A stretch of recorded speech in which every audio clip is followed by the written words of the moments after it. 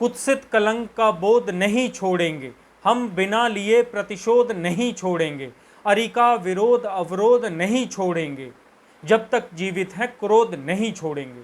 गरीब कल्याण रोजगार अभियान को लॉन्च करते हुए मोदी जी ने बिहार रेजिमेंट को याद किया और उनके शौर्य को नमन किया।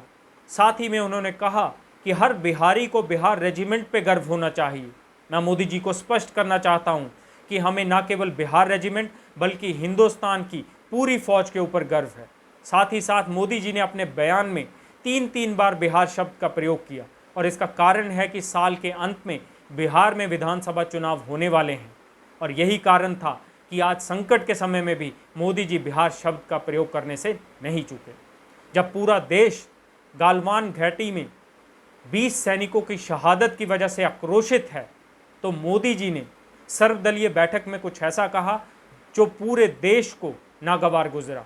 मोदी जी ने कहा कि हमारी सीमा में किसी ने भी घुसपैठ नहीं की है, ना ही हमारी किसी पोस्ट पे चाइना का कब्जा है। मैं मोदी जी से पूछना चाहता हूं, अगर किसी ने घुसपैठ नहीं की तो हमारे 20 सैनिकों ने शहादत कैसे दी, कैसे वो शहीद हुए?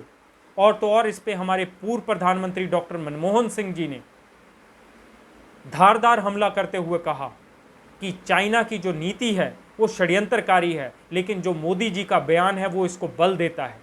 और तो और चाइना ने अपने देश में मोदी जी के बयान को अनुवाद करके हर व्यक्ति तक पहुंचाने की कोशिश की कि हिंदुस्तान के प्रधानमंत्री कह रहे हैं कि उनकी सीमा में किसी ने भी घुसपैठ नहीं की।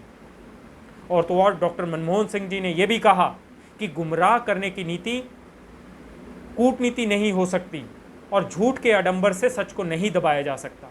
मुझे उम्मीद है कि मोदी जी देश के सामने सच बोलने का साहस दिखाएंगे और जो हमारे 20 बहादुर सैनिकों ने गालवान घाटी में शहादत दी है उसका जल्द से जल्द बदला लेंगे।